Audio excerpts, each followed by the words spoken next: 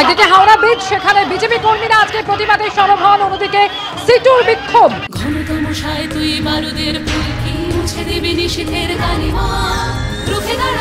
একজন মা হয়ে বলছি, সফল জীবনের জন্য যেমন চাই মজবুত হয়ে ওঠা শিক্ষা, মজবুত চুলের জন্য তেমনই চাই Alopex long and strong hair oil.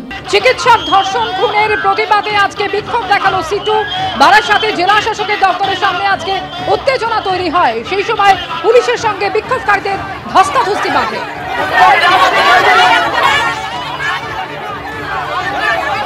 আজিকর কাণ্ডের প্রতিবাদ দিকে দিকে চলছে। আজকে বিজেপির হাওড়া ব্রিজ অভিযান ছিল এবং সেই অভিযানে আজ ধুমধুমার বাজল এপিসি রোড এবং সেখানে পুলিশের সঙ্গে ধস্তাধস্তিতে জড়িয়ে পড়ল বিজেপি কর্মী সমর্থকেরা।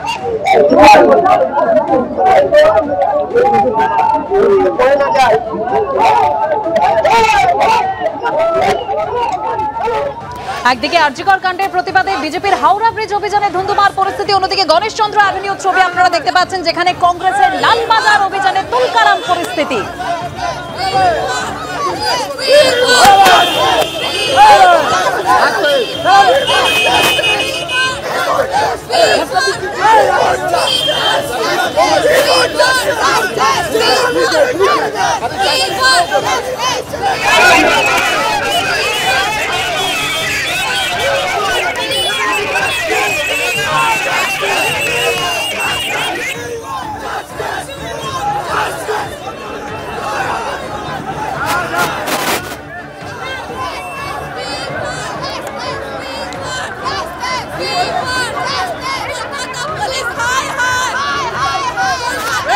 আরজিকরের এই ঘটনার পর পুলিশের ভূমিকা বারে বারে প্রশ্নের মুখে পড়েছে। আর এবার সেই পুলিশের উপরই আস্থা রাখতে পারলো না সুপ্রিম কোর্ট, যেখানে আরজিকর মেডিকেলের নিরাপত্তা এবার পুলিশ নয় কেন্দ্রীয় বাহিনী।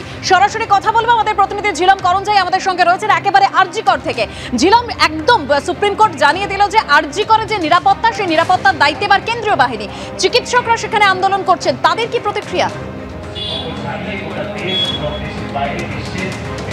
চিকিৎসক যারা আন্দোলন করছেন তাদের বক্তব্য যে তারা সুপ্রিম কোর্টের যে নির্দেশ দেওয়া হয়েছে সেটাকে স্বাগত জানান, তবে তাদের মূল যে প্রশ্ন সেটা হচ্ছে যে যারা বা যে এইগুলোতে মূল অভিযুক্ত তাদেরকে চিহ্নিত করতে হবে। তাদের বক্তব্য যে দোষীদের চিহ্নিত করে শাস্তি দিতে হবে।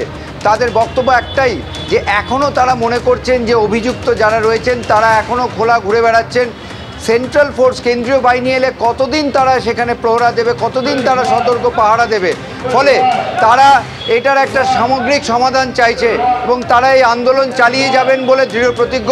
জিবিতে বৈঠক হয়েছে এবং সেখানে সিদ্ধান্ত হয়েছে 22 তারিখ অবধি এই আন্দোলন তারা যে গতিতে চলছে সেইভাবেই চলবে। 22 তারিখে সিবিআই কি বলে সুপ্রিম কোর্টে তার উপরে তাদের আন্দোলনের ভবিষ্যৎ গতিপথ নির্ভর করবে। তবে এই মুহূর্তে তারা যেভাবে আন্দোলন করছিলেন সেই আন্দোলন তারা চালিয়ে যাবেন এবং সুপ্রিম কোর্টে যা যা বলা হয়েছে সেগুলোকে তারা স্বাগত জানিয়েছেন।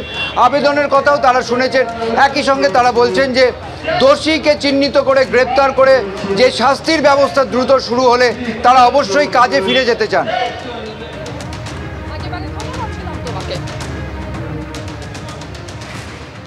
কেন আত্মহত্যা বলে চালানোর চেষ্টা করা হলো, কেন দেরিতে এফআইআর দায়ের হলো, কেন হাসপাতালে হামলা, এভাবেই একের পর এক আজকে সর্বোচ্চ আদালতে প্রশ্নের মুখে পড়ে রাজ্য পুলিশের ভূমিকা। একই সঙ্গে রাজ্যকে সুপ্রিম কোর্টের হুঁশিয়ারি যে শান্তিপূর্ণ আন্দোলনে কোনো রকম বল প্রয়োগ নয়।